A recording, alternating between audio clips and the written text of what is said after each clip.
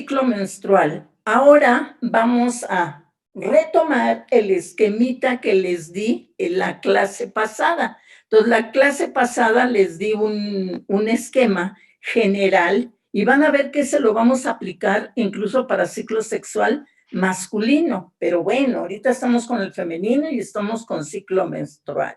Ajá. Entonces, veamos, el primer esquemita que les puse, yo les decía que es general y que con él nos podemos guiar. Por eso yo se los daba para que siguieran la secuenciación de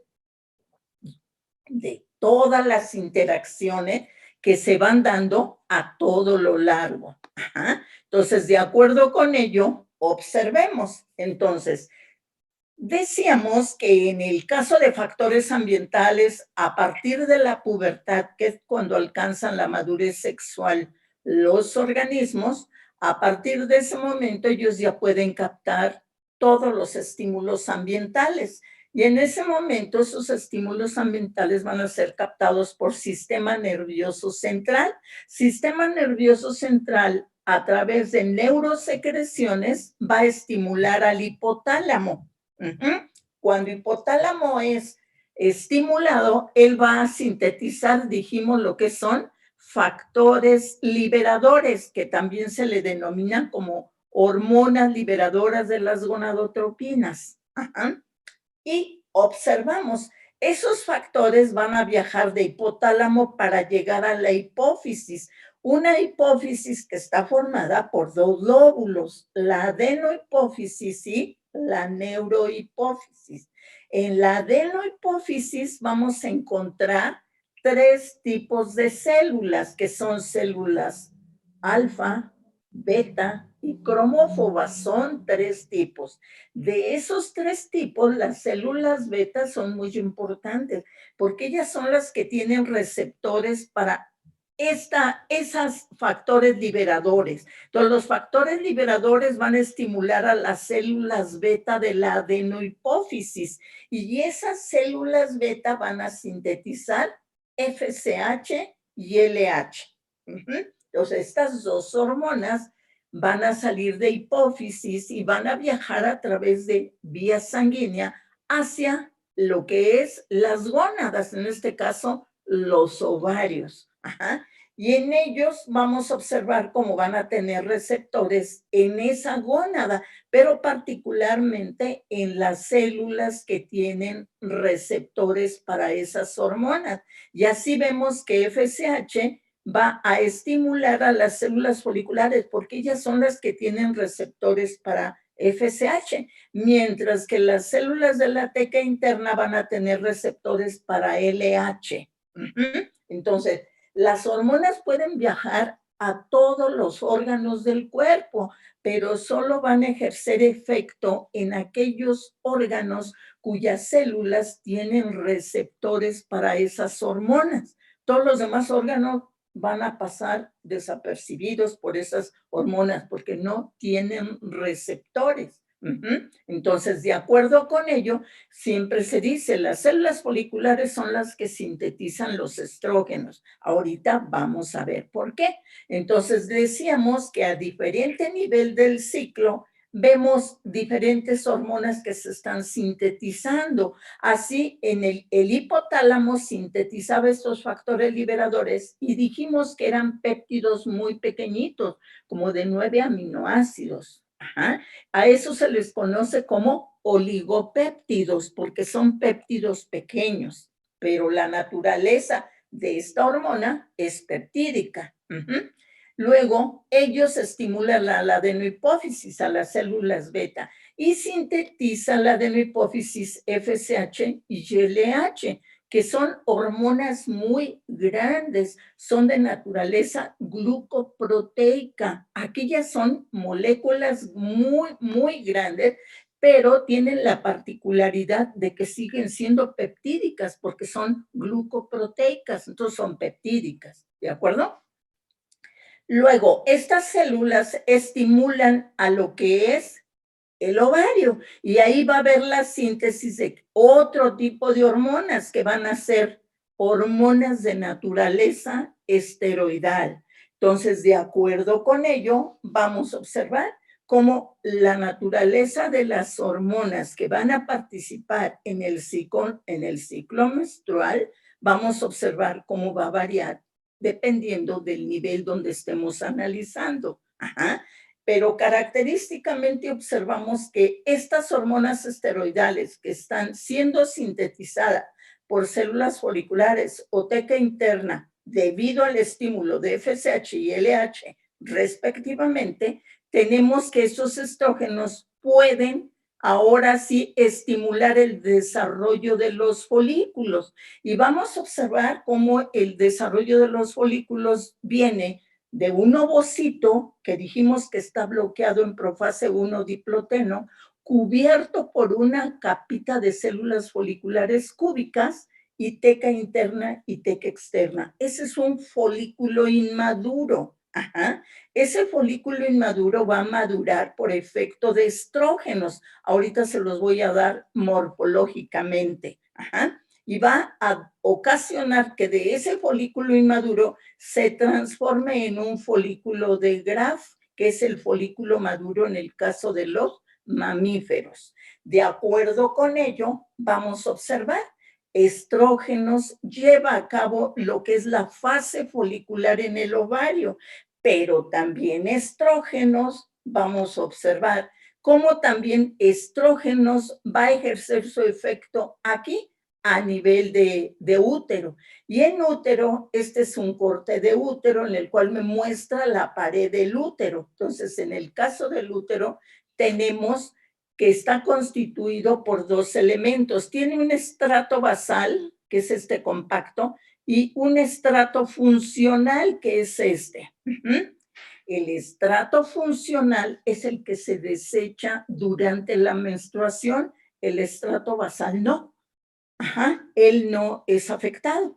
De tal forma que ahorita que empieza un nuevo ciclo, porque ocurrió una menstruación, este nuevo ciclo vamos a observar cómo estos estrógenos van a estimular a ese estrato basal que quedó y empieza a proliferar para que me forme lo que es el estrato funcional. Un estrato funcional que va a tener sus glándulas que son tubulares. Entonces, los estrógenos van a provocar división mitótica en todo el endometrio. ¿Y qué van a ocasionar? Pues que empiece a incrementar su espesor, ocasionando también que esas glándulas tubulares vayan incrementando su longitud, ajá, hasta llegar a máximo. ¿Cuándo llega al máximo? Cuando a nivel de folículo de Graf, cuando ya está maduro, él en ese momento va a bloquear los receptores para estrógenos. Si el folículo de Graf, que ya está maduro, ya no requiere más estímulo de estrógenos, él bloquea sus receptores. Y si los bloquea, todos esos estrógenos que iban a estimularlo, ahora incrementan los niveles circulares de estrógenos. ¿Qué hacen esos niveles? Van a retroalimentar a nivel de hipotálamo o a nivel de hipófisis. Y eso va a provocar que al retroalimentar venga como resultado la disminución de FSH e incremento de LH. A partir de este momento, esta LH ahora va a estimular a lo que va a ser las células de la teca interna. Ahorita vemos la diferencia. Esas células de la teca ahí se va a sintetizar lo que va a ser la progesterona. Y esa progesterona ahora va a actuar en este folículo maduro, en este folículo de Graf. Y en ese momento, esa progesterona provoca que el ovocito se desbloquee, ya que decimos que estaba bloqueado en profase 1 diploteno. Entonces se va a bloquear, entonces va a terminar profase 1, porque iba en profase apenas, en la subfase o periodo que era diploteno. Entonces va a terminar profase 1, metafase, anafase, telófase, y va a emitir el primer cuerpo polar. Ajá. Pero también la progesterona va a provocar que se rompa el folículo y cuando se rompe libera el ovocito y él va a caer a nivel abdominal, pero cuando cae a nivel abdominal, él empieza la segunda división meiótica, entonces empieza profase 2, que es muy corta, metafase 2 y se vuelve a bloquear en metafase 2. Ajá. Entonces, él ya está aquí a nivel de la cavidad abdominal y va a entrar a oviducto.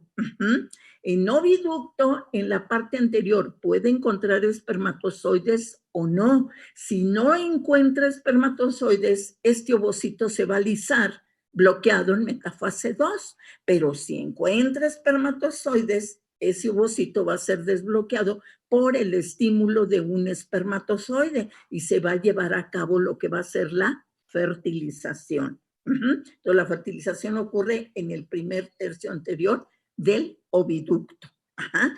Mientras eso está ocurriendo por parte de la progesterona a nivel del ovario, que ya provocó la ovulación, a nivel de endometrio, esa progesterona va a estimular las células cúbicas, que es el epitelio de la glándula. Ajá. Entonces, esas células del epitelio glandular son las encargadas de producir la secreción de las glándulas. Por eso estas se empiezan a hacer turgentes. Ajá. Pero decíamos algo muy importante, que en el caso de la hipófisis también tiene un ciclo, como lo vamos a ver en un momentito más.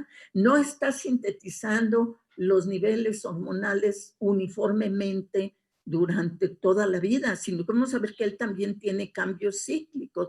Y bueno, eso se va a manifestar aquí en el ciclo menstrual.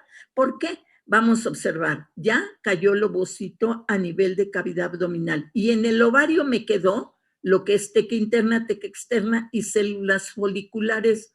También lo encontraron ustedes como de la granulosa, son sinónimos, son células foliculares o de la granulosa, son las mismas. Entonces vemos que esa estructura que me quedó me va a formar lo que es el cuerpo lúteo. Este cuerpo lúteo va a seguir pues creciendo incluso por efecto de altas concentraciones de LH y bajas de FSH. Entonces él va a seguir funcionando, pero termina el ciclo de hipófisis y la hipófisis ya no va a sintetizar más LH y FSH. En ese momento, ¿qué hace? Pues que el cuerpo lúteo empieza a degradarse, empieza a ser pequeñito, por ahí encontraron el término que era el cuerpo albicans. Ajá. Entonces deja de ser funcional y si deja de ser funcional, vamos a observar algo muy importante. Ya no hay síntesis de progesterona y estrógenos y este endometrio que estaba en la fase secretora, ahora no hay quien lo mantenga porque ya no tenemos ni progesterona ni estrógenos. ¿Por qué? Porque el cuerpo lúteo va degradándose, ¿de acuerdo? Y como consecuencia de ello viene la menstruación. Entonces, de acuerdo con ello, observamos cómo están actuando a diferente nivel diferentes hormonas. Ajá. Importante ver esto porque después fisiológicamente vamos a hacer el análisis de qué pasó desde hipotálamo, me voy a ir. Ajá. Qué pasa en hipotálamo, qué a nivel de hipófisis y qué a nivel de ovario, para poder llevar a cabo el mecanismo de las hormonas, mecanismo que va a depender de la naturaleza química de ellas, ¿de acuerdo? Entonces, de acuerdo con ello, empezamos a analizar ahorita el ciclo, pero morfológicamente. Me voy a ir morfológicamente y después ya integramos el efecto de las hormonas, su mecanismo y nos vamos fisiológicamente. Eso para que no se les haga complejo y que no haya ningún problema.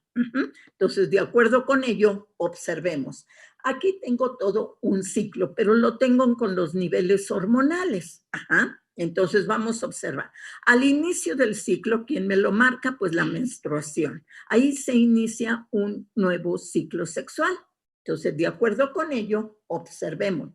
Al inicio del ciclo decíamos que la FSH era más alta y LH era más baja, pero veamos por qué es necesario que las dos empiecen a sintetizarse cuando se inicia el ciclo. Entonces aquí las vemos, solo que la FSH está más alta y la LH más bajo. Posteriormente se invierten, pero al inicio del ciclo tenemos la producción de las hormonas, solo que es más alta FSH y más baja LH, ¿de acuerdo? Entonces aquí las tenemos. Y tenemos un folículo inmaduro, les digo, es un folículo formado por el ovocito, una cápita de células foliculares, teca interna y teca externa, no más. Así es el folículo inmaduro, un folículo primario de mamíferos. Entonces, de acuerdo con ello, va a empezar un nuevo ciclo. Y ya observamos cómo empiezan a salir altas cantidades de FSH y bajas de LH. ¿A dónde van a llegar? Pues van a llegar aquí, al ovario, particularmente al folículo, porque en el folículo encontramos la capita de células foliculares y ellas tienen receptores para FSH. Cuando FSH estimula a esa capita de células foliculares, las células foliculares van a sintetizar una enzima que es la aromatasa.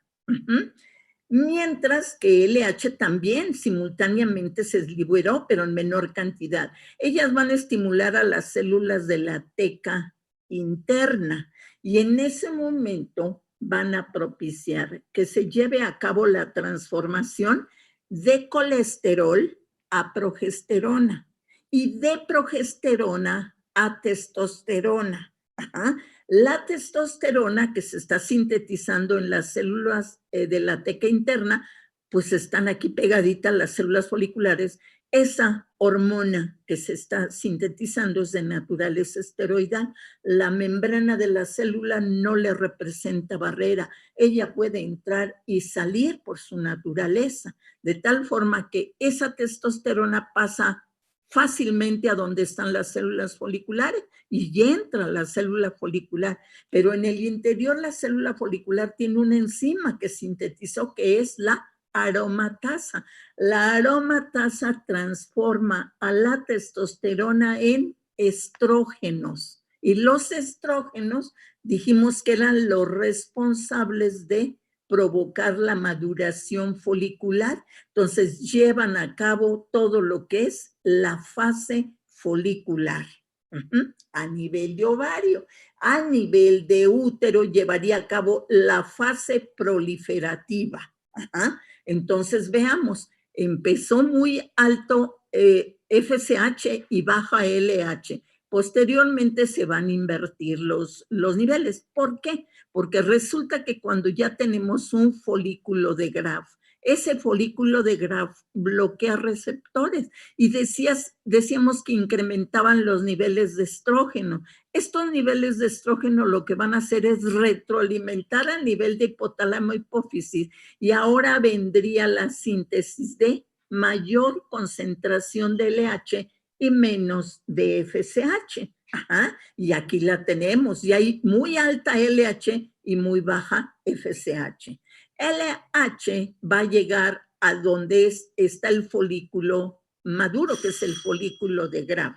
Y ese folículo va a ser estimulada por esta hormona luteinizante. Y vamos a observar algo muy importante. Resulta que este folículo, en el momento en que la hormona luteinizante empieza a estimular a las células de la teca interna, en ese momento las células de la teca interna van a transformar colesterol en progesterona y la liberan. ¿Se fijaron? Fue diferente acá. Acá lo transformaba en progesterona y esta en testosterona. Aquí en el folículo maduro ya no. Ahí transforma el colesterol en progesterona y la libera. Esa progesterona, veamos, antes no se sintetizaba, pero ahora sí empieza a elevar los niveles de progesterona. Los de estrógeno pues disminuyen y posteriormente vemos cómo se empiezan a sintetizar, pero ya son ahora tenemos la progesterona en mayor cantidad. ¿Qué hace la progesterona? provoca ovulación y desbloqueo del ovocito. Ajá. Mientras que acá en el endometrio provoca la fase secretora y vemos que esa fase secretora se va a mantener. Esa fase secretora son las condiciones óptimas de receptividad del endometrio. Ajá. Si hay una implantación, aquí se puede implantar. Ajá. Pero veamos algo muy importante. En ese momento vemos que a nivel del ovario, ese folículo roto empieza a formarme lo que es el cuerpo lúteo, un cuerpo lúteo funcional que está sintetizando progesterona en altas cantidades y estrógenos en menor cantidad. Estas dos hormonas están estimulando al endometrio para esta fase secretora y como resultado de ello vamos a observar cómo se mantiene esas condiciones de receptividad del endometrio. Pero observemos, en esta LH y FSH están estimulando a cuerpo lúteo, ¿de acuerdo? El cuerpo lúteo está sintetizando altas cantidades de progesterona y bajas de estrógenos. Pero hipófisis deja de sintetizar LH y FSH, porque ya terminó su ciclo. Si ya no hay FSH y LH, ya no hay quien me estimule al cuerpo lúteo. Como consecuencia, ¿qué pasa? Él empieza a reducir su volumen, se empieza a degradar, se transforma en un cuerpo albicans y degenera. Entonces, si degenera, ya no me sintetiza estas hormonas. Y si no me las sintetiza, entonces no hay quien me mantenga esta fase secretora del endometrio. Como no hay estímulo ya de progesterona y estrógenos, viene la menstruación. ¿De acuerdo? Entonces, importantísimo. Y aquí nos estamos dando cuenta la fluctuación de FSH y LH, que no es más que la funcionalidad de lo que es la hipófisis, ¿de acuerdo? Y que como consecuencia de ello, pues estamos teniendo niveles de LH y de FSH. Entonces, ya vemos que la hipófisis no está funcionando uniformemente en todo su ciclo, sino que hay cambios, aquí los estamos viendo. Y esos cambios de hormona pues se están manifestando acá, a nivel también de lo que sería el ovario con la síntesis de estrógeno y progesterona.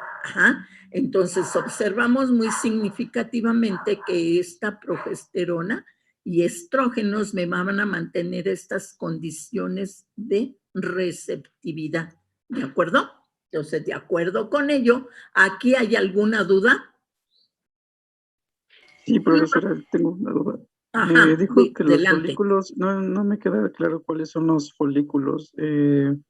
Y también dijo que había unos de GALP o TikTok, o cómo se A ver, ahorita me voy morfológicamente, mire. Tengo la siguiente y con eso se le aclara. ¿Alguna otra duda? Sí, comentó cuando se relaciona con la testosterona. Ahí se me cortó, entonces ya no pude escuchar bien.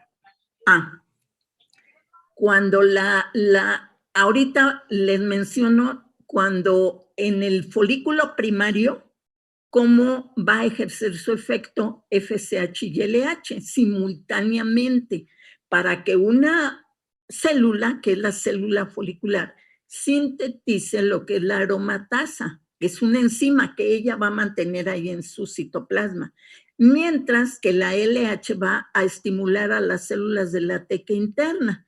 Pero en las células de la teca interna lo que se va a hacer es que se va a utilizar el colesterol y se va a transformar, la primera transformación a través de enzimas es a progesterona y la progesterona es transformada a testosterona. Esa testosterona se está sintetizando en la teca interna y ella pasa a la célula folicular. Ahorita vemos cómo está inmediato las dos ahí. Y cuando entra la célula folicular, como ella tiene la aromatasa, transforma a esa testosterona en estrógenos. ¿De acuerdo? Entonces, las hormonas esteroidales se originan a partir del ciclo ferhidrofenantreno. Entonces, tienen todos ese anillo característico. Ujú, ¿de acuerdo? Si no, ahorita vemos eso bien en todo el desarrollo folicular. Ajá. Entonces, ahorita me voy con mecanismo hormonal, entonces ya con eso ya lo van a tener, ya no hay problema. Ujú, ¿de acuerdo? Entonces, Sí, gracias. voy con el desarrollo de Profe- folículo. Ajá, Profesora, sí. a mí se me cortó en el momento cuando usted estaba diciendo que se invertía cuando estaba más alto más bajo LH y más Ajá, alto ah, FSH, ¿no?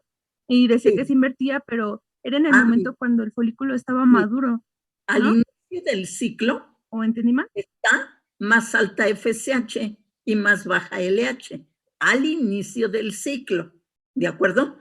Y más Pero, baja LH, ¿no? y eso es hasta la mitad del ciclo, ajá, entonces es más alta FSH y más baja LH. Así iniciamos el ciclo. Ujú. Pero a la mitad del ciclo observamos cómo los estrógenos que están siendo sintetizados por las células foliculares por efecto de esa FSH, y ahorita vemos que también va la LH.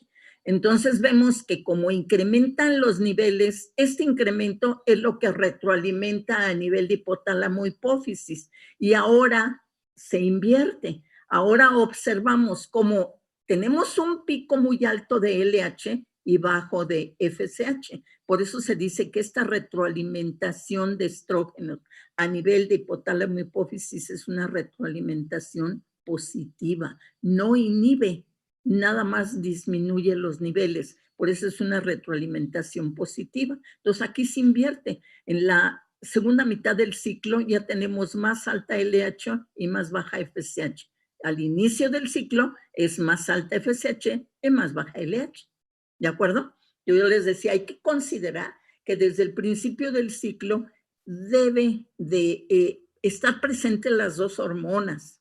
Deben de estar para que me dé como resultado la síntesis de estrógenos, porque si no, no voy a poder tener esa hormona esteroidal. Ajá. Ahorita se les va a hacer mucho más sencillita. Me voy con un esquema con el cual vamos a ver los cambios a nivel del folículo, de la fase folicular. Entonces, en el ovario, fase folicular hasta folículo de Graf.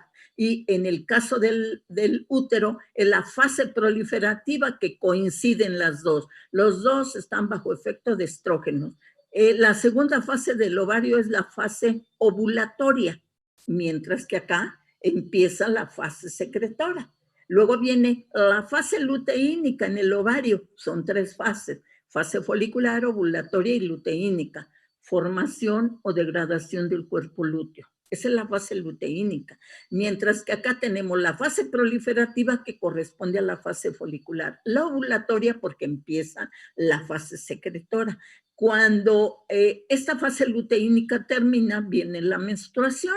Entonces acá también tengo 3 fases, fase folicular, fase secretora y fase menstrual. Ajá, y se están, pues hay una correspondencia entre esas fases del ovario y las fases de útero. Ahora me voy viendo las características morfológicas del ovario, cómo se desarrolla un folículo, y aquí lo tenemos. Voy con la fase folicular. Este es un folículo maduro, es un folículo inmaduro. Este folículo inmaduro se le conoce como folículo primario. A este folículo primario vamos a observar de dentro hacia afuera. Él va a tener un núcleo y el núcleo está localizado centralmente. El ovocito va a estar rodeado por una sola capita de células foliculares que son cúbicas. Ajá. Y fuera de las células foliculares tenemos varias capas de células planas que corresponden a las tecas, pero son de 2 tipos. Las capas de células planas que tienen vasos sanguíneos, estos corresponden a la teca interna, mientras que la externa tiene capa de células muy fibrosa, esa es la teca externa. La que nos interesa es la teca interna. ¿Por qué? Porque ella es la que tiene receptores para LH. Entonces aquí tengo FSH, está estimulando a células foliculares, mientras que LH está estimulando a las células de la teca interna. Ajá. Y era lo que les decía. FSH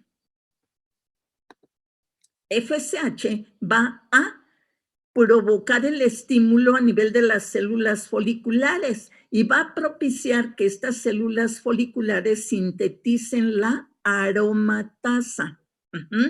Esa enzima es fundamental para tener la síntesis de estrógenos. Entonces, de acuerdo con ello, LH llega a células de la teca interna y células de la teca interna, ahí también va a haber síntesis de enzimas para que haya la transformación de el colesterol en progesterona y la progesterona en testosterona. Si aquí se está sintetizando la testosterona y es de naturaleza esteroidal, ella pasa rápido a la célula folicular, de aquí a aquí rápido llega. Y en la célula folicular está la aromatasa que va a transformar a esa testosterona en estrógeno. Ahora ya tenemos los estrógenos. Estos estrógenos van a ejercer su efecto en el ovario para el desarrollo folicular, para esa fase folicular, y vamos a observar cuáles son los cambios que va a experimentar. Cuando se empiezan a sintetizar los estrógenos, ellos van a tener efecto en este folículo primario. Y los cambios que va a experimentar son los siguientes. Primero, el núcleo se transforma en una vesícula germinal. Crece el núcleo y se transforma en vesícula germinal, de tal forma que nos vamos a referir no como núcleo, sino como vesícula germinal, porque es una característica. Cuando estrógenos empieza a llevar a cabo su efecto en el folículo inmaduro, observamos esa característica, que crece el núcleo para que se transforme en una vesícula germinal. Y en esa vesícula germinal ahora sí observamos que se tienen los cromosomas. Como están en diploteno, por eso observamos hasta quiasmas ahí. Están desespiralizados, está en profase 1 diploteno. Entonces, el primer cambio interno del folículo es que el núcleo se transforma en vesícula germinal. Luego, observamos que la membrana, de ser uniforme, bajo el efecto de estrógenos, empieza a sufrir esta serie de dilataciones que son microvellosidades. Entonces, la membrana del ovocito emite microvellosidades. Pero no nada más la membrana del ovocito, sino esta capita de células foliculares que lo está rodeando. Vemos que ellas también, cada una de ellas emite también vellosidades ahí para acercarse hacia la membrana del ovocito. Entonces, las microvellosidades del ovocito y de las células foliculares se interdigitan, ¿de acuerdo? Entonces, esto nuevamente, y luego tenemos teca interna con vasos sanguíneos y teca externa muy fibrosa. Entonces, vamos a observar, este es un folículo primario, porque por definición decíamos que tenía una sola capa de células foliculares, y aquí la tengo, pero este es ya por efecto de estrógeno. Sigue siendo un folículo primario, pero a él se le conoce que está en previtelogénesis, porque ya se está preparando para llevar a cabo lo que es la maduración citoplásmica de ese ovocito. Entonces es un folículo primario, pero está en previtelogénesis y observamos todos los cambios, vesícula germinal, microvellosidades, y de esa forma observamos. En la gráfica anterior podíamos ver cómo los estrógenos empezaban a elevarse. Observemos aquí. Entonces, los estrógenos son bajos al inicio, se van a ir elevando y como resultado de ello van a estimular a este folículo primario que ya está en previtelogénesis. Y ahora las células foliculares empiezan a sufrir divisiones mitóticas y ahora voy a tener un ovocito, pero rodeado por más de una capa de células foliculares. A ese folículo se le conoce como folículo secundario. Y observamos también muy característico que a partir de este folículo secundario vamos a ver que en el espacio que había entre las microvellosidades de la membrana del ovocito y de las células foliculares, pues ahí me quedaban espacios. Ahí se empezó a acumular un material que me va a constituir una cubierta primaria, que es la zona pelúcida. Entonces, a partir del folículo secundario, vamos a observar cómo ya observamos esa cubierta primaria, que es la zona pelúcida. Otra característica más es que aquí era previtelogénesis porque apenas se estaba preparando para esa maduración citoplásmica del ovocito, pero a partir del folículo secundario ya tenemos la vitelogénesis. Esto es, hay una actividad metabólica muy importante. La vamos a comparar qué pasa en previtelogénesis y cuál es la actividad metabólica en vitelogénesis. Y nos damos cuenta que por eso, cuando aquí la actividad metabólica pues está llevando a cabo la síntesis de diferentes elementos para que el ovocito vaya creciendo, esto es que vaya madurando, ya lo vamos a mencionar como ovocito secundario, pero en vitelogénesis. Aquí fue primario en previtelogénesis, ¿de acuerdo? Entonces, en el secundario está en vitelogénesis y tiene la cubierta primaria formada.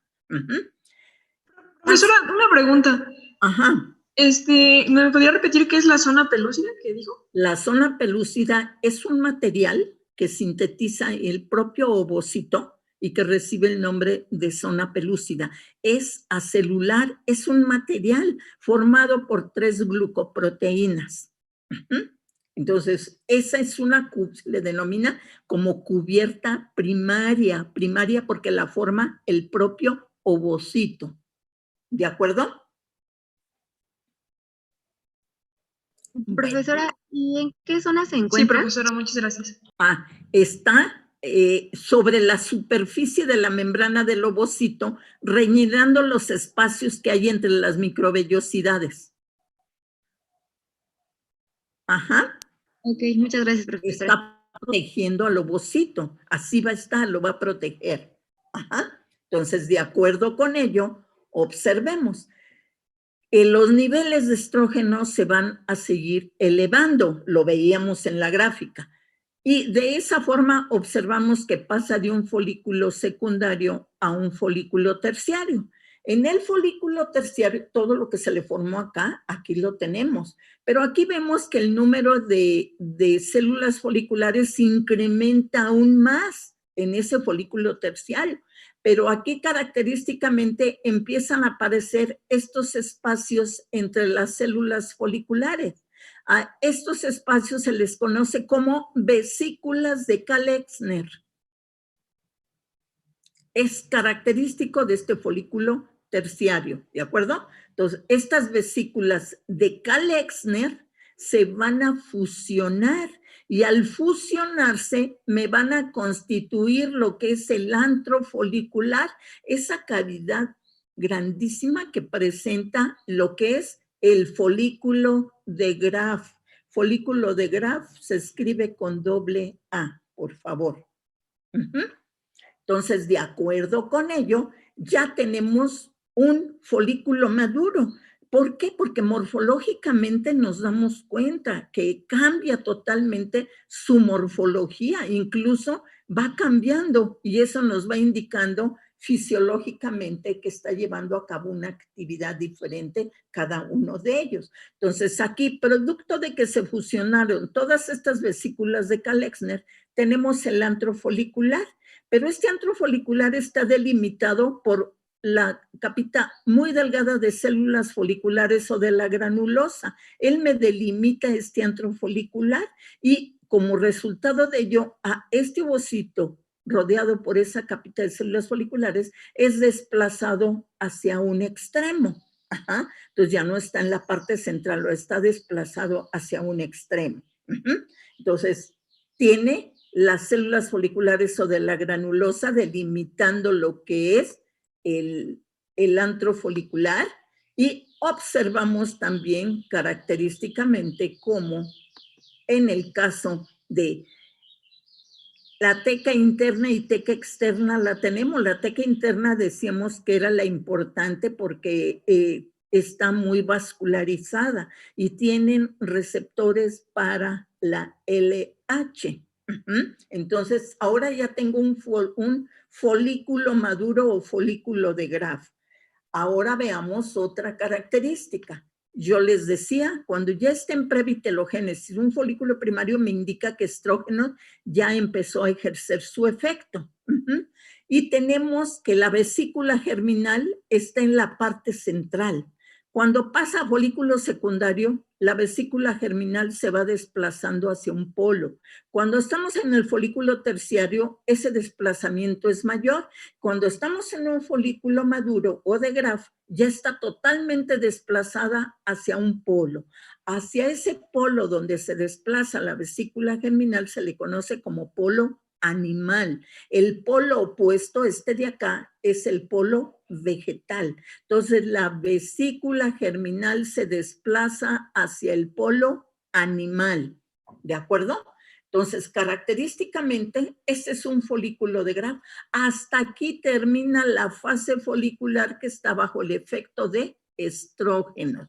Y ahora veo el endometrio. El endometrio también los estrógenos ejercieron su efecto. Y decíamos que los estrógenos en el endometrio va a provocar que ese endometrio prolifere y que como resultado de la proliferación empieza a incrementar el espesor de este endometrio y como resultado de ello vemos que las glándulas tubulares se van alargando. Hasta aquí encontramos las glándulas tubulares muy, muy largas, pero si se fijan están delgaditas. Ajá.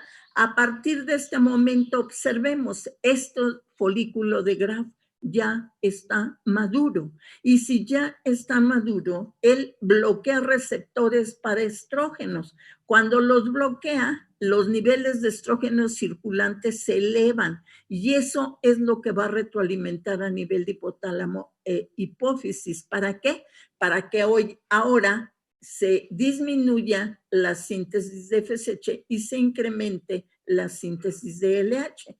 Esto es modificación de esa elevación de la LH, pues van a viajar y van a llegar vía sanguínea y llegan ahora a la pared del folículo. Y observamos algo muy importante. Este folículo maduro va a tener receptores para progesterona. Estos no tienen receptores para progesterona. Los receptores para progesterona se forman hasta que ya el folículo está maduro. Entonces, bloquea receptores, incrementan los niveles circulantes de estrógeno, retroalimentan y ahora tenemos altas concentraciones de LH y bajas de FSH. LH va a llegar aquí a nivel de la célula de la teca interna, de ese folículo maduro, no a estos. Llegan aquí a las células de la teca interna del folículo maduro y ahí es donde van a estimular a estas células. ¿Para qué? Para que esas células de la teca interna transformen el colesterol en progesterona. Si se fijan, ya no lo lleva a testosterona. ¿Por qué no? Porque si no la testosterona se transformaría en estrógeno, pero aquí no necesitamos estrógeno.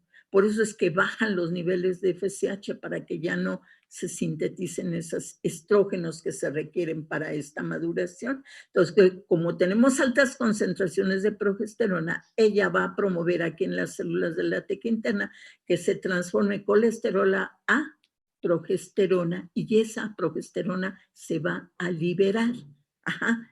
es más corto aquí al que se llevó a cabo la transformación, aquí es más corto, ¿de acuerdo? Entonces, de acuerdo con ello, observemos a partir de este momento, tenemos que este folículo está siendo estimulado por lo que es LH en grandes cantidades, de tal forma que estrógenos ya retroalimentó. Cuando nosotros vemos eso es porque acá se elevaron los niveles, retroalimenta y ahora tengo la LH estimulando a la teca interna para la síntesis de progesterona. La progesterona se libera y primero va aquí a nivel del ovocito, un ovocito que está bloqueado en profase 1 diploteno. Esa progesterona lo va a desbloquear. Ajá. Si lo desbloquea, en ese momento termina profase 1, empieza metafase 1, termina, anafase 1, termina, telofase y emite el primer cuerpo polar. Entonces, el primer cuerpo polar va a quedar atrapado entre la cubierta en la zona pelúcida y la membrana del ovocito. Ajá. Y este ovocito también, como la progesterona, provoca el rompimiento de la capa del folículo, entonces él va a caer a cavidad abdominal. Y al caer a cavidad abdominal, vamos a observar cómo él inicia la segunda división meiótica. Entonces empieza profase 2, que es muy corta, metafase 2 y se vuelve a bloquear en metafase 2. Entonces, de acuerdo con él, este ovocito que está en cavidad abdominal, bloqueado en metafase 2, va a entrar a nivel de oviducto. Y a nivel de oviducto, si en la parte anterior del oviducto hay espermatozoides, ese ovocito bloqueado en metafase 2 va a ser desbloqueado por el espermatozoide y va a continuar la fertilización. Pero si no hay espermatozoides, el ovocito se va a alisar bloqueado en metafase 2. ¿De acuerdo? Esa progesterona que provocó desbloqueo y ovulación, acá provoca, su efecto va a ser, la progesterona va a estimular a las células epiteliales de aquí de la glándula. Son células cúbicas, es el epitelio de la glándula. Entonces, es una capita de células cúbicas. Entonces, ese epitelio glandular es estimulado por la progesterona y va a provocar que esas células correspondientes a ese epitelio empiezan a producir la secreción.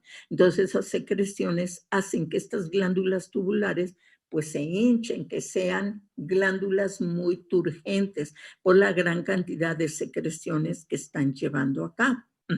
Y de aquí seguiríamos con la fase luteínica. Después de la ovulación, la formación de cuerpo lúteo, que para ello tenemos esto. Pero aquí ya saben los folículos, ¿de acuerdo? Características de un folículo primario sencillito, un folículo primario, pero por efecto de estrógenos, por eso decíamos que ya estaba en previtelogénesis.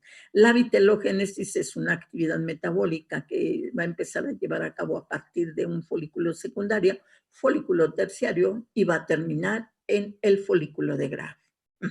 Entonces, de acuerdo con ello, ¿hay alguna duda con ello? Así como Sí, están profesora. lo pueden usar ustedes para ahora que que van a hacer el ciclo menstrual con mecanismo hormonal. Ajá. Esto tiene todos los elementos que se desencadenan, entonces no hay problema. Ajá.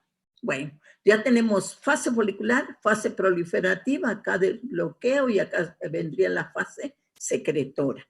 Y veríamos estos cambios. Bueno, estos son los folículos primarios. Vemos el folículo primario con su capita de células foliculares, teca interna y tecas externa, ¿de acuerdo? Va incrementando el número de capas de células foliculares, un secundario, aparecen las vesículas de Kalexner, es un terciario, se empiezan a fusionar para formar melantro folicular y va a ser un folículo de Graf. Ajá. Y observen aquí, rodeando al ovocito se encuentra esta capitita que está aquí. Esa es la zona pelúcida. Aquí la tenemos. Si nosotros la vemos al microscopio en un corte histológico de ovario de mamífero y vemos esta capita, que es la zona pelúcida, Si la vemos, presenta como una serie de rayitos, como surquitos, vamos, son líneas que vienen aquí, así como atravesándola, pero toda está. ¿Qué creen que sean esas marquitas? ¿Quién las provocó? Las microvellosidades, profesor. Claro, son esas. Incluso cuando hay retracción de las microvellosidades, esos canalitos quedan ya en la zona peluda y es común verla. Ajá. Y se ve a nivel de microscopio con un aumento de 40, se ve muy bien, no hay problema. Ajá. Bueno, eso es con respecto a lo que sería la fase folicular. Aquí vamos a observar cómo viene un ciclo, se empieza otro, termina uno, empieza otro, así se va llevando a cabo, ¿sí? Tantos ciclos se va llevando a cabo. ¿Qué es lo que me interrumpe que se repita un ciclo yo generalmente digo en promedio 28, 30 días, pero puede fluctuar. La duración del ciclo por persona es diferente, ¿de acuerdo? Entonces puede ser más, menos, no hay problema. Entonces vamos a observar que se puede estar repitiendo cíclicamente cada 28, 30 días un ciclo, pero se va a ver interrumpido, ya no se va a llevar a cabo. ¿Por qué? Porque hay una implantación, hubo una gestación. Y como resultado de ello, vamos a observar cómo se interrumpe. Y aquí viene algo muy importante.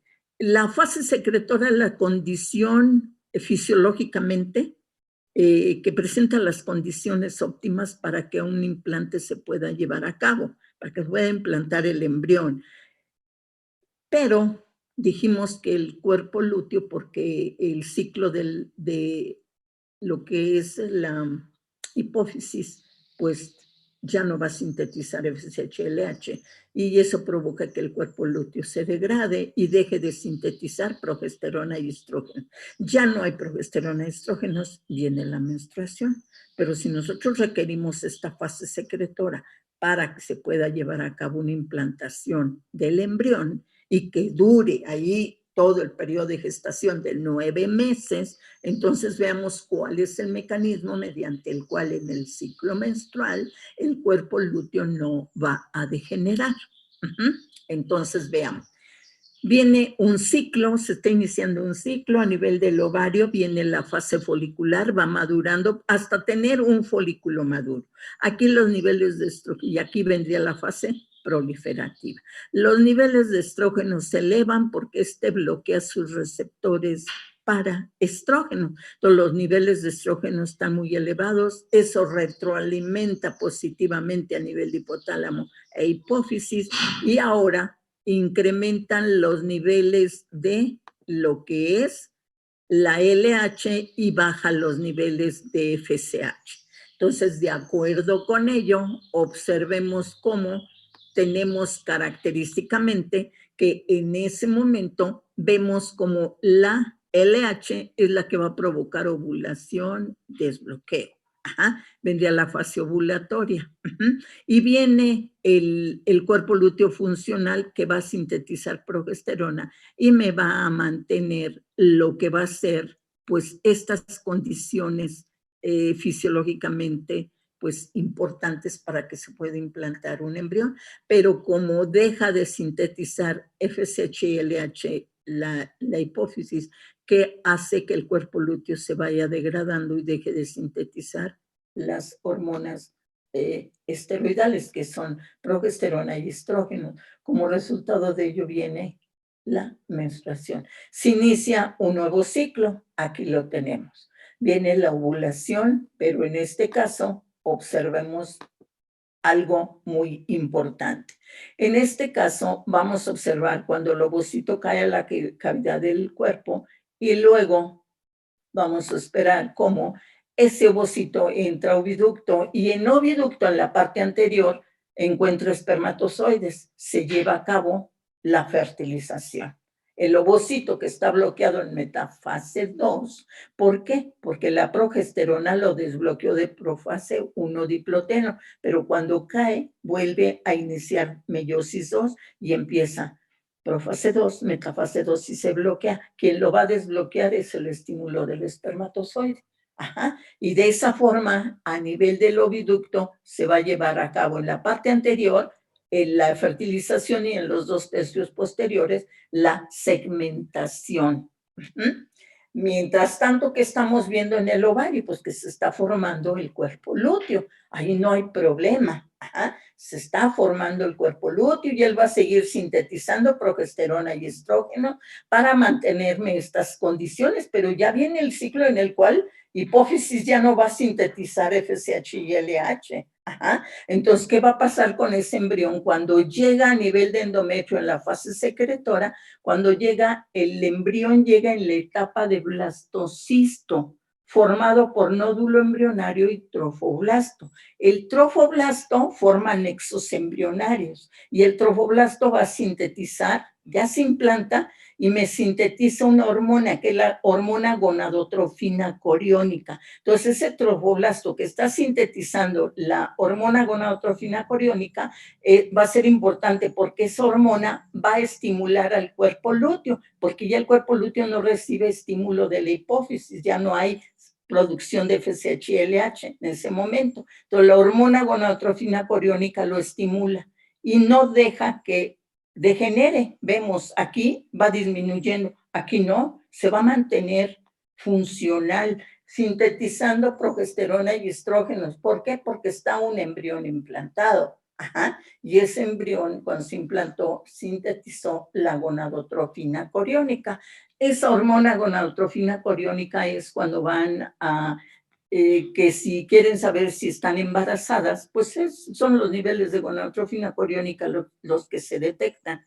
Cuando se los detectan, le dice, sí, está embarazada. ¿Por qué? Pues porque el embrión es quien lo está sintetizando. Entonces, de acuerdo con ello, observamos que el cuerpo lúteo va a seguir viable para poder llevar a cabo, que se lleve a cabo todo el periodo de gestación, el embrión implantado aquí en el endometrio. Y en ese momento vemos cambios. Veamos, progesterona y estrógeno están altos. Ajá, no cayeron, sino que eso se mantiene. ¿Por qué? Pues porque vemos que el cuerpo lúteo es funcional y que siguen estimulando las glándulas para que se mantengan en la fase secretora y que no haya menstruación porque hay un embrión que está ahí. ¿De acuerdo? ¿Alguna duda? Entonces, si se fijan, ¿si hay alguna duda? No, profe, gracias. Muy bien. Entonces, ahora continuemos. Vamos a ver. Ahora sí me voy cómo está organizado hipotálamo, ¿de acuerdo? Ya vamos a ver, ustedes ya van a poder trabajar con el ciclo menstrual con el que me van a entregar, porque ya les voy a empezar a dar cómo está estructurado cada uno de los niveles. Entonces, hipotálamo es este. Abajo del hipotálamo, en la parte ventral, aquí se encuentra lo que es la hipófisis. Ajá. Pero aquí en el hipotálamo vamos a observar cómo él está formado por estas agrupaciones que reciben el nombre de cuerpos del hipotálamo. Ajá. Entonces, esos núcleos hipotalámicos que son esas agregaciones que tenemos ahí, vamos a observar cómo cada uno de estos núcleos hipotalámicos, ahí en este núcleo encontramos todos los cuerpos de las neuronas. Entonces aquí encuentro todos los cuerpos de las neuronas. Ahorita lo vemos más abajo y vamos a observar. Esto de aquí se formó, esto es el piso del diencéfalo, por eso se está formando la hipófisis. Esto sería la eminencia media. Entonces, veamos. Entonces, hipotálamo formado por núcleos hipotalámicos. Los núcleos están formados por los cuerpos de las neuronas y en esos cuerpos de las neuronas se sintetizan los factores liberadores, que son los oligopéptidos, ¿de acuerdo? Entonces, veamos ahora sí.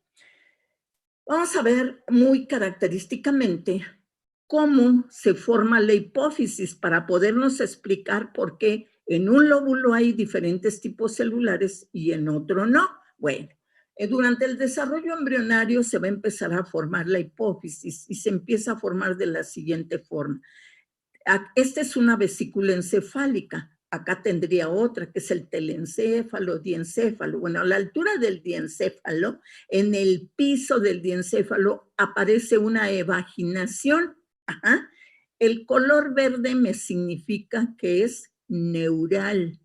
Ajá. Entonces, veo que abajo, en la parte ventral del diencéfalo, encuentro a lo que es el estomodeo. El estomodeo es la boca, se está formando la boca, pero en el caso de la boca está todo delimitado por ectodermo.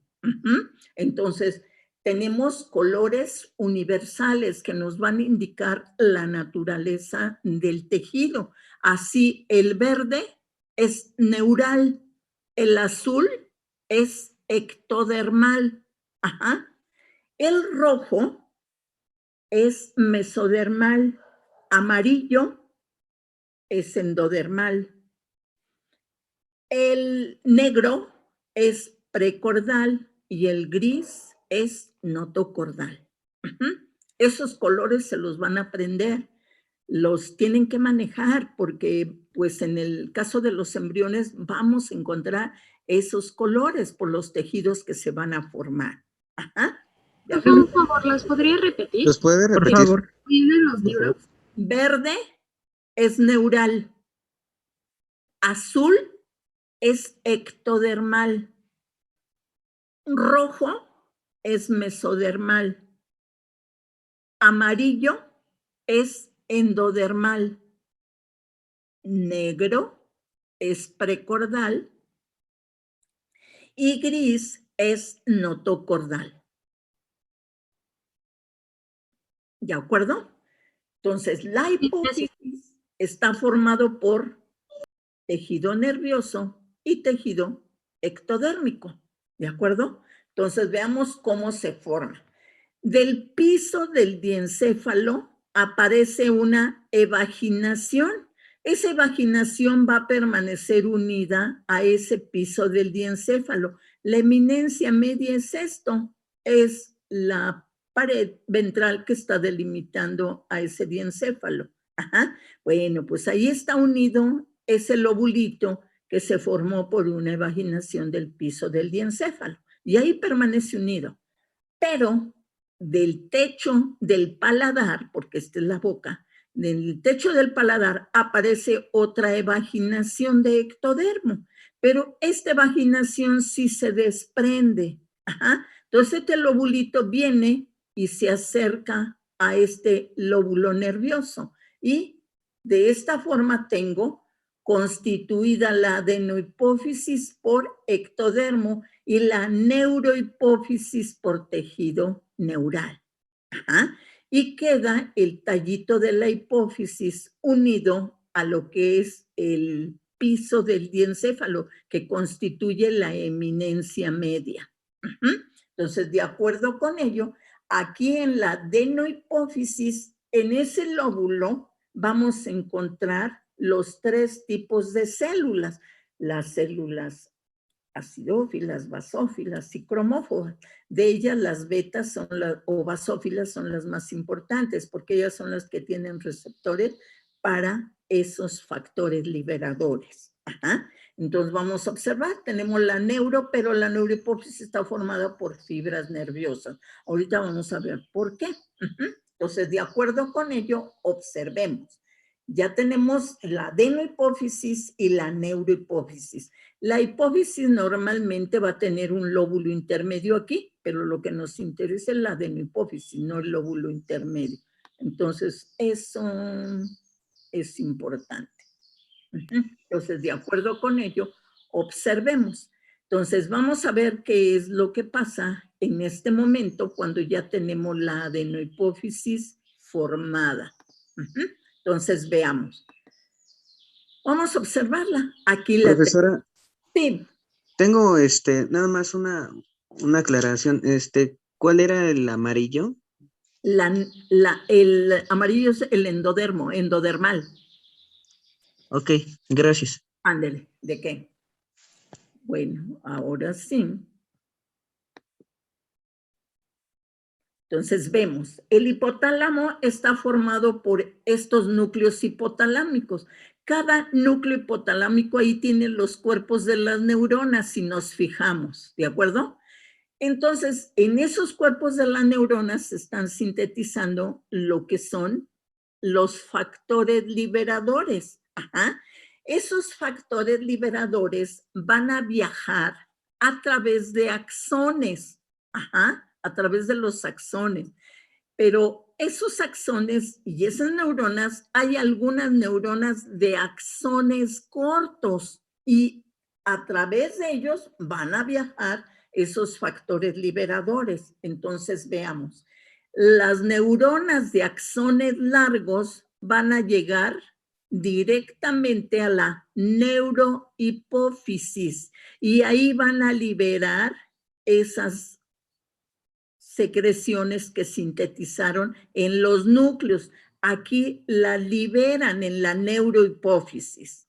Mientras que las neuronas de axones cortos liberan esos factores que sintetizaron en la eminencia media.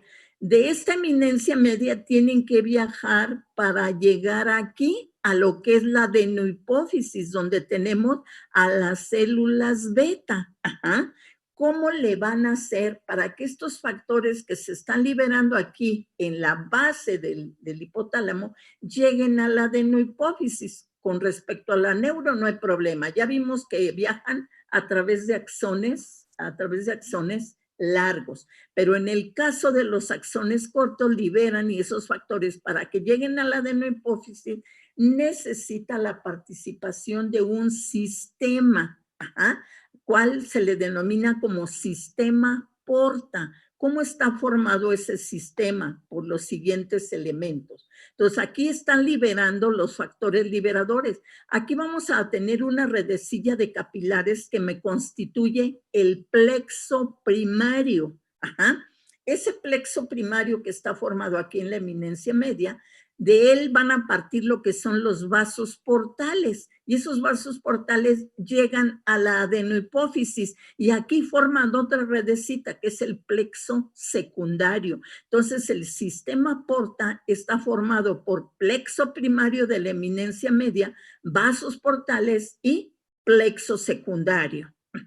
Ese es el mecanismo mediante el cual los factores liberadores que son liberados en la eminencia media pueden llegar para estimular a las células beta que se encuentran en la adenohipófisis, ¿de acuerdo? Entonces, de acuerdo con ello, observemos. Entonces, tenemos ya el mecanismo mediante el cual esos factores están llegando a las células beta a estimularlos, ¿de acuerdo? Entonces, de acuerdo con ello, observemos. Aquí lo tengo y no hay interconexión con la neurohipófisis. Este es el plexo primario, vasos portales, plexo secundario que está en la adenohipófisis. Y vemos que nada tiene que ver con la irrigación de la neurohipófisis. Ajá. La neuro la vemos muy bonita porque ella llegan los axones largos y aquí liberan en la neurohipófisis esos factores que sintetizaron en los núcleos hipotalámicos, ¿de acuerdo? Entonces ya tenemos el mecanismo mediante el cual los factores liberadores pueden llegar a la adenohipófisis para que estimulen a las células beta, ¿de acuerdo? Entonces, de acuerdo con ello, observemos. Vamos a ver algo súper importante y es el hecho de que a lo largo del ciclo menstrual, como habíamos mencionado hace un momentito, dijimos cuántos tipos de hormonas participan en el ciclo menstrual considerando su naturaleza química. ¿Cuántos tipos de hormona? 2. 2 serían ¿cuáles y cuáles? LH y FHL. De acuerdo con la naturaleza química. Esteroideas y proteicas. De acuerdo. Ajá. Muy bien. Entonces, eso significa que tenemos que ver dos mecanismos de hormona. Un mecanismo de las hormonas de naturaleza peptídica y uno de mecanismo de las hormonas de naturaleza esteroidal. ¿De acuerdo? Entonces, de acuerdo con ello, bueno, pues eso va a ser de suma importancia porque nos va a permitir llevar a cabo, ahora sí, la integración de lo que está pasando a cada nivel del ciclo menstrual. Ajá.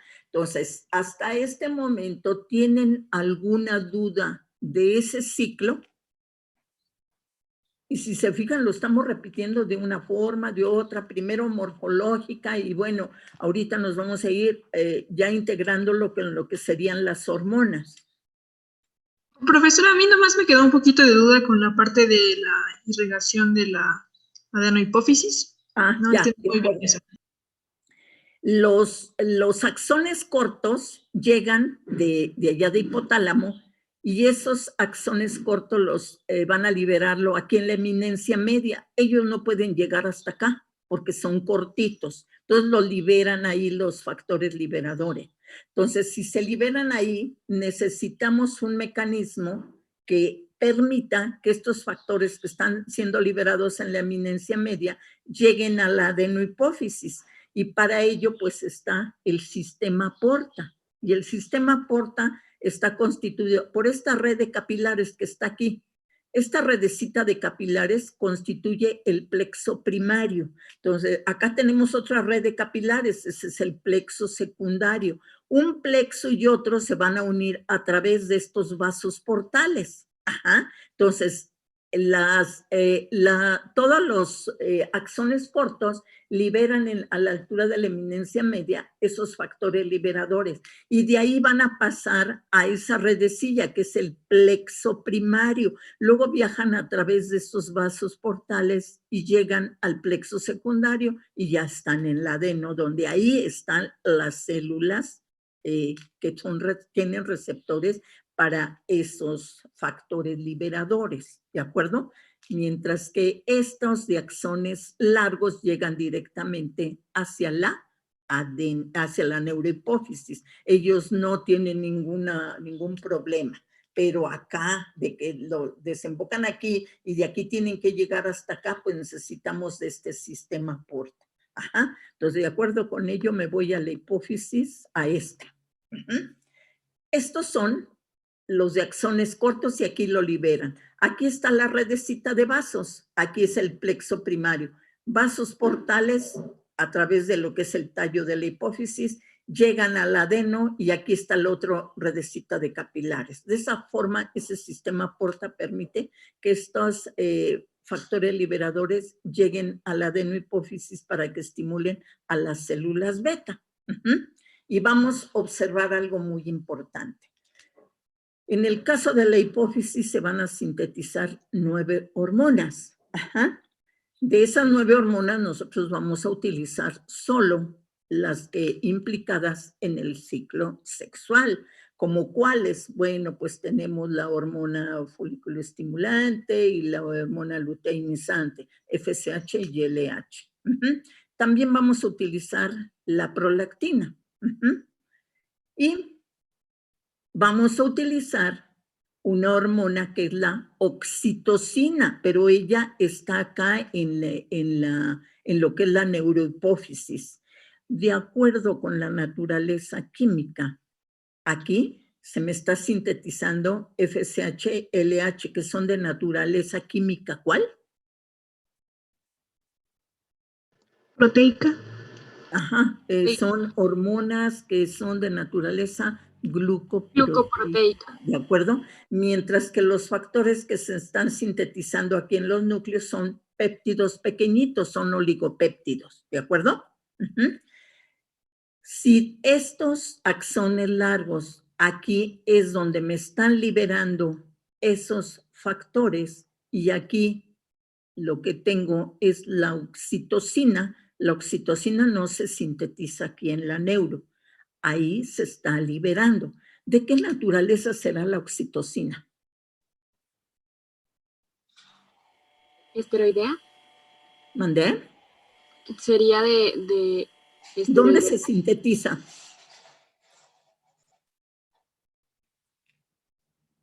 Si aquí se libera, ¿dónde se sintetiza? ¿El hipotálamo? Ajá, por lo tanto, ¿de qué naturaleza será?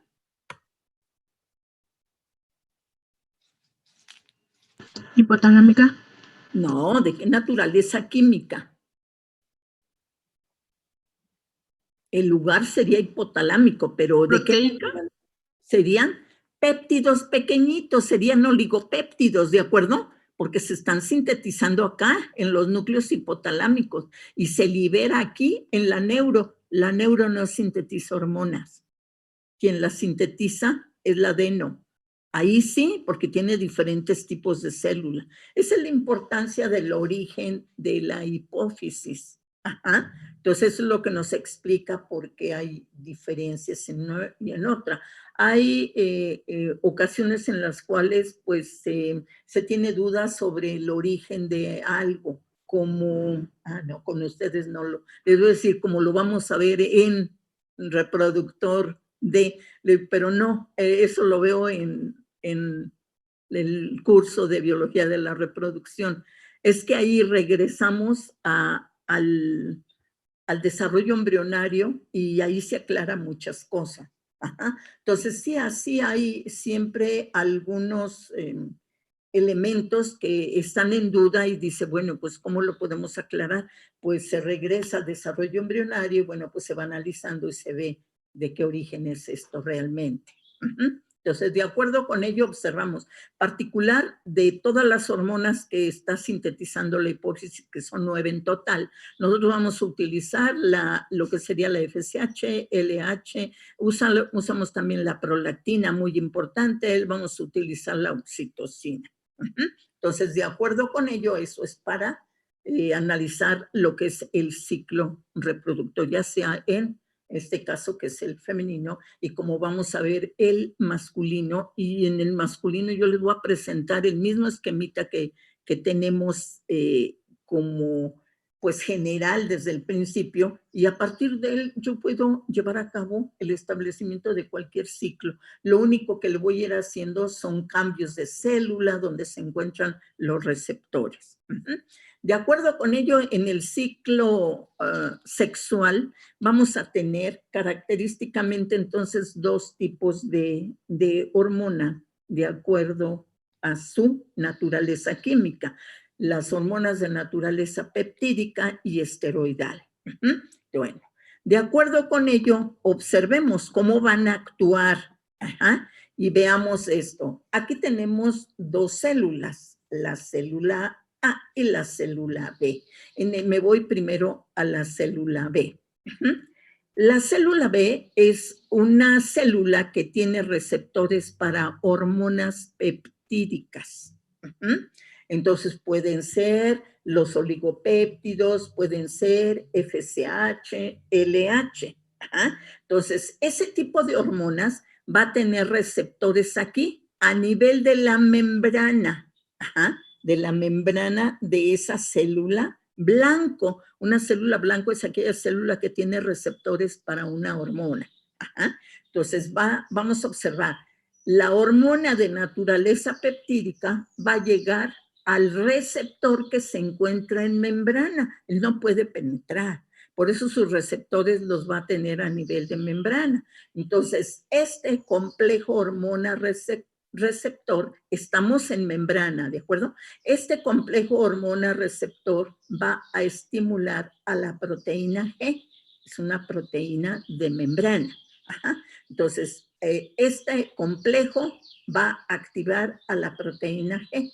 La proteína G va a activar a una enzima de membrana, que es la adenilciclasa.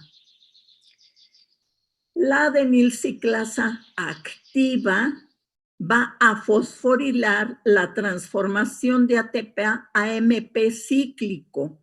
El AMP cíclico va a ser el segundo mensajero. Ajá. Ese segundo mensajero ya lo vamos a encontrar a nivel de citoplasma. Ajá. Estoy con una hormona de naturaleza peptídica y voy con el AMP cíclico, que es el segundo mensajero, ¿de acuerdo? Ya voy a membrana, ya pasé de membrana a citoplasma con ese AMP cíclico.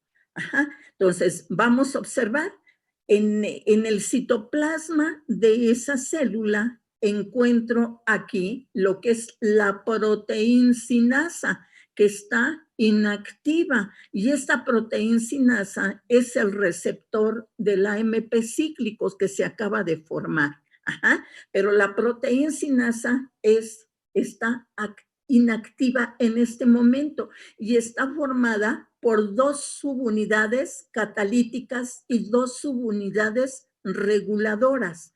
Las subunidades reguladoras pueden captar cada una de sus subunidades 2 moléculas de AMP cíclico. Entonces, una aquí, otra. La otra subunidad capta otras 2. En total, capta 4 moléculas de AMP cíclico. Cuando las capta, en ese momento se activa la proteincinasa y esa proteincinasa se separan las 2 subunidades catalíticas, ajá, de las reguladoras. Estas subunidades catalíticas van a fosforilar diferentes vías dependiendo de la célula que estemos trabajando, ¿de acuerdo? Entonces, de acuerdo con ello, vamos a observar que las subunidades catalíticas activas, ya fosforiladas, son las que pueden participar en vías metabólicas dependiendo de la célula que vamos a trabajar. Ajá. Entonces, este es el mecanismo de una hormona de naturaleza peptídica, ¿de acuerdo? Uh-huh. Ahora me voy con una, y ahorita vemos un ejemplo ya en el ciclo menstrual, ¿de acuerdo? Entonces, veamos. Ahora me regreso a una hormona de naturaleza esteroidal. Las hormonas de naturaleza esteroidal, decíamos que ella, la membrana, no le representa ninguna barrera. Ellas pueden atravesar libremente. Ajá. Y al atravesar libremente, vamos a observar cómo sus receptores van a estar a nivel de citoplasma. Si están a nivel de citoplasma, estos receptores pueden estar aquí en el citoplasma sin hacer ningún daño a la célula, pero cuando la hormona esteroidal entra y encuentra ahí su receptor, forma el complejo hormona-receptor y ese complejo va a entrar a núcleo y se va a unir al DNA, provocando la síntesis de un RNA mensajero que pasa a citoplasma para síntesis de proteínas particularmente. Ese es el mecanismo de una hormona esteroidal, ¿de acuerdo? Entonces tenemos los 2 mecanismos, pero vamos a observar de aquí que forma el complejo y que entra, ¿a quién se une en el DNA? Nos falta todo ese aspecto. En este no hay problema, pero en este sí nos falta ese aspecto. Para poderlo aclarar, observemos. Tenemos aquí el estudio para poder ver dónde se une al DNA desnudo ese complejo hormona receptor que penetra al núcleo una vez que ya se formó el complejo. Entonces me sigo con hormonas de naturaleza esteroidal. Y aquí observamos, esta es una célula no blanco y la hormona viaja vía sanguínea. Si es una célula no blanco, puede tener receptores, pero no receptores para esa hormona. Entonces, ¿qué es lo que pasa? Pues las moléculas de hormona entran y así como entran, salen. ¿Por qué? Porque no es una célula blanco para ella. Pero, ¿qué pasa cuando tenemos una célula que tiene receptores para esa determinada hormona. Pues en ese momento las moléculas de hormona ya no salen, ya se quedan en el citoplasma de la célula. ¿Por qué? Porque ahí encuentran los receptores para formar el complejo y que entre a núcleo, para que haya la síntesis de un RNA mensajero. Entonces, de acuerdo con ello, observamos para poder definir a quién se une, cómo se une al DNA para que haya la síntesis de ese RNA mensajero, pues tenemos que analizar qué es lo que está ocurriendo a nivel de núcleo para a quién se va a unir ese complejo. Aquí ya vimos que el receptor por ejemplo, para hormonas de naturaleza esteroidal es un dímero formado por una subunidad A y una subunidad B. Entonces, se forma el complejo y ese complejo puede entrar a núcleo. Si nunca se le unen moléculas de hormona a esa molécula receptora, ella nunca entra a núcleo. Entra, pero solo como un complejo, formando el complejo. Entonces, para poder demostrar que cuando entra se une a qué parte del DNA, se hace un experimento en el cual se va a ver lo siguiente. En primer lugar, bueno, pues aquí encontramos, llegan las moléculas, entran y en ese momento encuentran a los receptores. Se van a unir, van a formar el complejo hormona-receptor y cuando lo forman, en ese momento pueden pasar a núcleo. Si no se forma el complejo, nunca se mueve esa molécula receptora. Entonces, de esa forma vamos a observar que tenemos la síntesis del RNA mensajero. Entonces, de esa forma, considerando estos elementos que se habían observado, veamos que plantean este experimento con el cual sacamos todo, aclaramos todo. Entonces, vamos a observar. Aquí está el complejo hormona-receptor. Está formado por una subunidad A y una subunidad B. Cada subunidad tiene la capacidad de captar una molécula de hormona esteroidal. Cuando ese complejo se forma, en ese momento puede entrar a núcleo. Si no se forma, no se mueve. Entonces aquí tengo el complejo hormona receptor. Aquí lo tenemos, pero lo tenemos separado. Aquí está la subunidad A con su molécula de hormona, la subunidad B con su molécula de hormona. Entonces, todo esto nos sirve para ver el comportamiento de las dos subunidades. Mientras, a quién se le va se va a estudiar para poder determinar el comportamiento de ese complejo hormona receptor a nivel de núcleo. Bueno, aquí tenemos, primero se va a utilizar DNA desnudo, carente de todas las proteínas que conforman a la cromatina. Entonces, la pura cadena de DNA. Acá es la cromatina completita. Tiene todas sus proteínas, ese DNA. Entonces, aquí está sola la cadena, aquí está completita, con todas sus proteínas. Luego, se trabajó con células que corresponden a no blanco y unas blanco. Aquí tiene receptores para esa hormona, aquí no tiene receptores para esa hormona.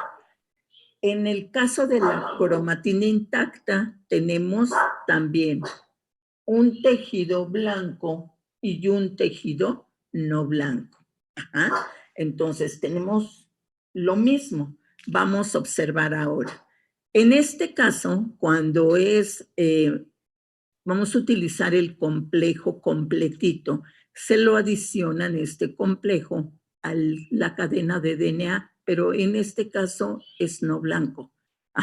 Y luego blanco y luego no blanco. Se le adiciona y no se une ni al blanco ni al no blanco. No se unió al... Profesora.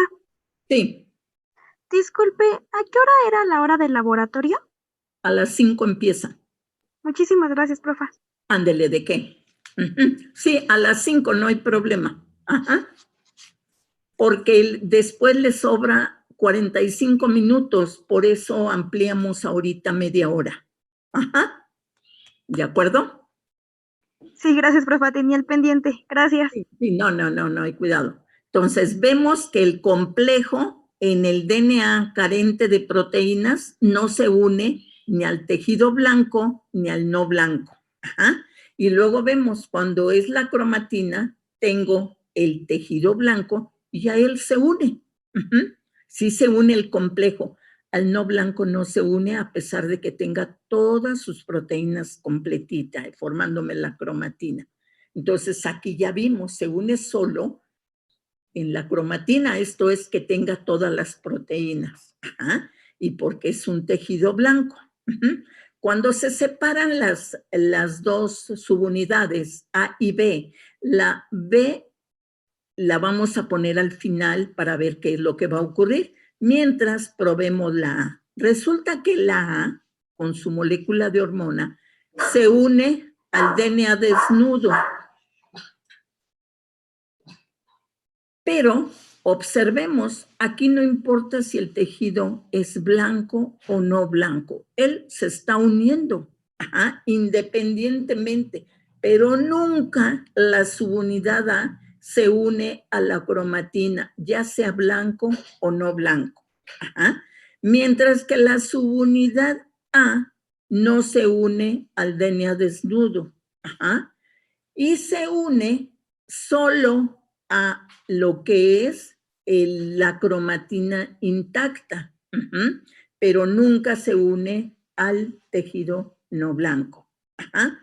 Cuando se ve esto, muy importante, ahora sí, podemos utilizar los datos obtenidos y decir, a ver, el complejo hormona receptor entra a núcleo y se une, ¿a quién se une el complejo? ¿A la cromatina? Se une a la cromatina, ¿de acuerdo? Nada más, a ningún otro no se une. Entonces se une a la cromatina. Se une a través de qué subunidad. Para ello busquemos, ¿esta se unió aquí? No, esta se unió acá. Entonces, el complejo entra al núcleo del tejido blanco y se une a esa cromatina a través de la subunidad B. De subunidad B. Entonces, es súper importante este experimento que hicieron. Entonces, ya sabemos, el complejo entra al núcleo, se une a la cromatina a través de la subunidad B. Para ello se analiza ahora la cromatina. Bueno, a ver, veamos. El DNA está protegido por ¿qué tipo de proteínas? ¿Qué proteínas protegen al DNA? ¿Las histonas? Proteínas histónicas, ¿y qué más? Y proteínas no histónicas. Ajá. Entonces van así hacen el análisis y se ve la distribución de las proteínas histónicas en la cromatina es muy uniforme. Entonces dicen, las proteínas histónicas no pueden ser las responsables de unir este complejo hormona receptor a través de su subunidad B. No puede ser, porque entonces se uniría a todas las células. Ajá. Entonces dicen, bueno, analicemos a las proteínas no histónicas. Y resulta que las proteínas no histónicas tienen una distribución muy heterogénea. Entonces se distribuyen muy heterogéneamente. Entonces, exactamente. Vamos a observar cómo este complejo hormona receptor se va a unir a la proteína no histónica a través de la subunidad B. Entonces, a partir de este momento, cuando la proteína no histónica capta ese complejo, en ese momento la subunidad A, que esa no se unió más que al DNA desnudo, observemos por qué. En ese momento, esa subunidad A se separa y se une al DNA desnudo. Pero ¿quién le está diciendo qué región? Pues primero la que está aquí, donde está ubicada la proteína no histónica. Dice, pues estos genes son los que se van a manifestar para que haya la síntesis de RNA mensajero. Entonces se observa que a partir de ese momento la subunidad A se separa y viene y se une al DNA desnudo. Por eso aquí vemos que él, independientemente de si es blanco o no blanco, él se une al DNA desnudo. Ajá. Entonces, de acuerdo con ello, pues ya la tenemos, ya tenemos cómo actúa. Entonces, ahora sí veámoslo y aquí lo tenemos. Esta mitad, esta primera mitad y esta otra corresponde esta cromatina a eritrocitos y esta cromatina a células de oviducto. ¿Por qué? Porque a nivel de oviducto sabemos que ahí hay receptores para, pues para hormonas de naturaleza esteroidal. Ajá. A nivel del oviducto hay receptores para ese tipo de hormona. El eritrocito no tiene receptores para ese tipo de hormonas, ¿de acuerdo? Entonces, observan lo siguiente y aquí descubren otra particularidad y muy importante. Y es que cuando adicionan ese complejo hormona receptor, pero a la cromatina del eritrocito, se observa que no se unen, ninguno. Entonces dice, pero ¿por qué no se unen? Ajá. Si ahí tiene pues porque no es una célula blanco, ella no tiene receptores para ese complejo. Ajá. Entonces adicionaron ese complejo a esa cromatina, pero la cromatina no puede captarlo. Ajá. Entonces se observa algo muy importante. Se ve que a nivel del oviducto, pues cuando en el momento en que adicionan el complejo hormona receptor, en ese momento el complejo se une y sabemos que se une a través de la subunidad B.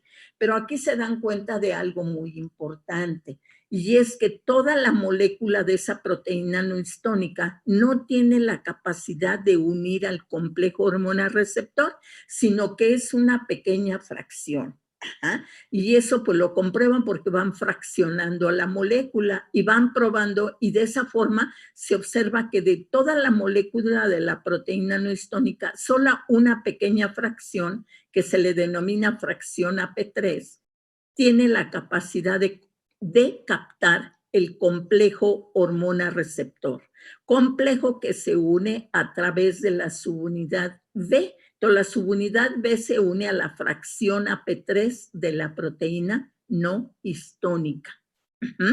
Y en ese momento observemos cómo ahí vendría, ya que está el complejo, la subunidad se va a disociar.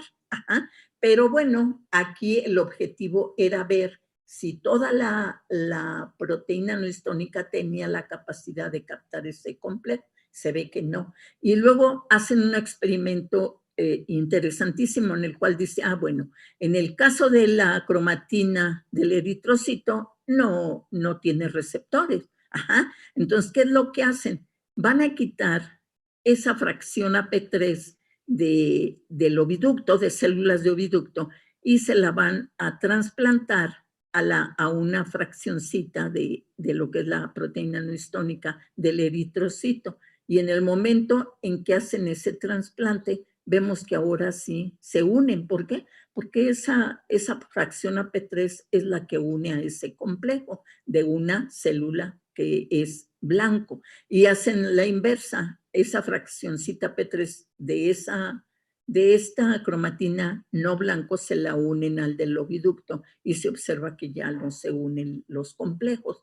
Entonces, con ello se demuestra que la proteína no histónica sí es la responsable de unir al complejo hormona receptor a través de la subunidad B, pero particularmente en la fracción AP3. Ajá. Entonces, una vez que se une, en ese momento vamos a observar lo siguiente. Entonces, veamos cómo le hace. Aquí tenemos las moléculas de hormona, ya pueden entrar libremente a la membrana celular porque son de naturaleza esteroidal. En el citoplasma tienen la molécula receptora, forma el complejo hormona receptor, entra núcleo, el núcleo se une a la fracción AP3 de la proteína histónica a través de la subunidad B. Y una vez que está unida, la subunidad A se separa y se une al DNA desnudo, activa una RNA polimerasa y provoca la síntesis de un RNA mensajero. Ahí está el mecanismo de las hormonas esteroidales, completitito, ¿de acuerdo? ¿Tienen alguna duda? Profesora, ¿qué dijo cuando la subunidad A se disociaba? ¿Qué pasaba? En ese momento se une al DNA desnudo y ahí activa a la RNA polimerasa y empieza en ese momento la síntesis de RNA mensajero que pasa a citoplasma para la síntesis de proteínas. Gracias. Ajá. Entonces, de esta forma ya tenemos los dos mecanismos, los vamos a aplicar a lo que va a ser el ciclo menstrual, tanto un mecanismo como otro, y pues vamos a empezar del peptídico, que lo encontramos a nivel desde hipotálamo, porque son péptidos pequeñitos, ¿de acuerdo? Entonces, característicamente les digo que cuando para el ciclo me lo hacen a partir de la adenohipófisis, a partir de células beta, ahí vendría el mecanismo para la síntesis de FSH y LH. Entonces, de acuerdo con ello, observemos. Esto es porque ya cuando vayan a nivel de ovario, pues vamos a tomar lo que es célula folicular y células de la teca. Las células de la teca tienen receptores para LH, mientras que la célula folicular tiene receptores para FSH. Y aquí es donde la FSH estimula la célula folicular para la síntesis de aromatasa, mientras que la LH va a estimular a la célula de la teca interna para la síntesis de la testosterona. Testosterona que va a ser transformada por la aromatasa en estrógeno. ¿De acuerdo? Entonces estamos ahí muy cerca unas de otras, células de la teca interna y células foliculares. Entonces, no, pues está cerquita de esa hormona esteroidal, pasa libremente. ¿De acuerdo? Entonces, de acuerdo con ello, empezamos lo que sería el ciclo menstrual, pero viéndolo desde, me voy a nivel de la hipófisis, hipotálamo, ya lo tienen cómo está estructurado, entonces de esa forma me lo van a poner. Empiezan ustedes su ciclo con hipotálamo, constituido por núcleos hipotalámicos. Los factores van a viajar a través de axones largos a la neurohipófisis, de axones cortos a la base del hipotálamo, y de ahí a través del sistema porta van a llegar a la adenohipófisis, donde están las células beta. Ahí me ponen el primer mecanismo. Entonces, factores liberadores en la célula beta para que me dé la síntesis de FSH y LH. ¿De acuerdo? Entonces, el mecanismo lo vamos a ir aplicando en cada sitio. Entonces, yo siempre les digo, bueno, pues el primer mecanismo es aquí, célula beta por los factores liberadores para la síntesis de FSH-LH. Ellas viajan vía sanguínea y ahora me voy mejor a este otro esquema que nos va a permitir hacerlo mejor. Y en este veamos, entonces ya tengo. En ese momento llega LH a células de la teca interna, FSH a la célula folicular. Aquí FSH en célula folicular voy a poner un mecanismo. LH en célula de la teca interna voy a poner un mecanismo. Ellos dos me van a dar la síntesis de testosterona que pasa a la célula folicular, que bajo el efecto de FSH sintetizó la aromatasa y tengo estrógenos. Entonces ya tengo un mecanismo aquí, otro mecanismo aquí. Ahora voy mecanismo con las células foliculares, que son las que van a llevar a cabo la proliferación, van a sufrir divisiones mitóticas. Entonces va otro mecanismo de células aquí de estrógenos en células foliculares, un mecanismo de estrógenos en células del endometrio. Entonces ya llevamos 1, 2, 3, 4, 5. Viene la retroalimentación cuando ya está maduro. Y ahora viene LH, mecanismo aquí para la síntesis de progesterona. Y va mecanismo aquí para que estas epitelio glandular empiecen a ser estimuladas por esa progesterona para que empiecen a producir secreción y que empiece la fase secretora. Son mínimo 7 mecanismos que me van a poner en todo el ciclo. Entonces, para el lunes continuamos con ese mecanismo aplicándolo a diferente nivel del ciclo menstrual y creo que con eso no van a tener ya dudas, va a quedar completo. Entonces ya pueden empezar a llevar a cabo lo que sería el análisis de lo que va a ser ya su ciclo que me van a entregar con mecanismo de hormonas, ¿de acuerdo?